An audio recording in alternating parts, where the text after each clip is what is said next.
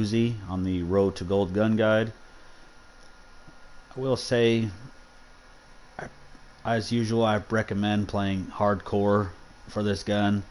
Um, Whether it's shoot house or shipment. Right now it's shoot house 24/7, but that usually changes on a weekly basis.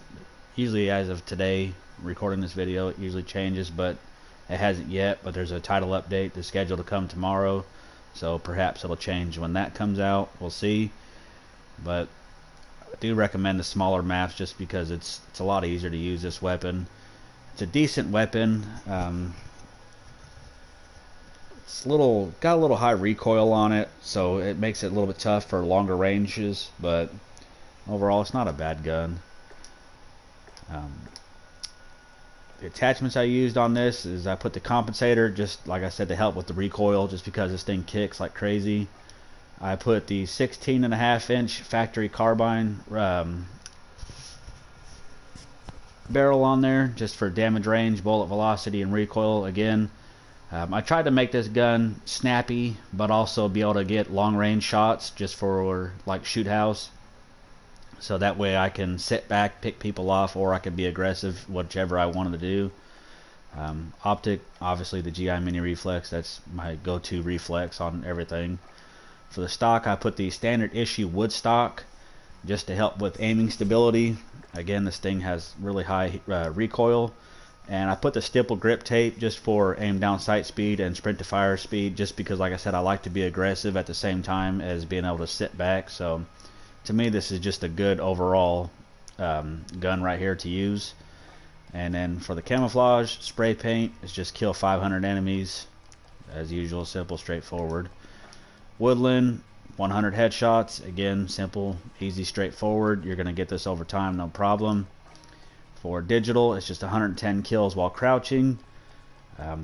Especially if shipment is around, just crouch and walk anywhere. I mean, people are going to spawn in front of you, so if you do get shipment, or there is a shipment 24/7 playlist, I highly recommend going for as many camos as you possibly can, because it's super easy on shipment. For dragon, it's just 100 hip fire kills. Just spray and pray. Simple, easy, straightforward. Again, shipment is the way to go for this one, just because it's so compact and close. You don't even have to aim hardly ever, and you could just hip fire everything. Really simple, really easy. For splinter, it's just 50 long shot kills. This one actually took me a little bit of time, just because I like to be aggressive, so I don't always sit back and wait, and I had to actually force myself to kind of camp a little bit on shoot house and just kind of sit back and pick people off at a distance. I kept finding myself getting bored, and I would just run out and shoot people.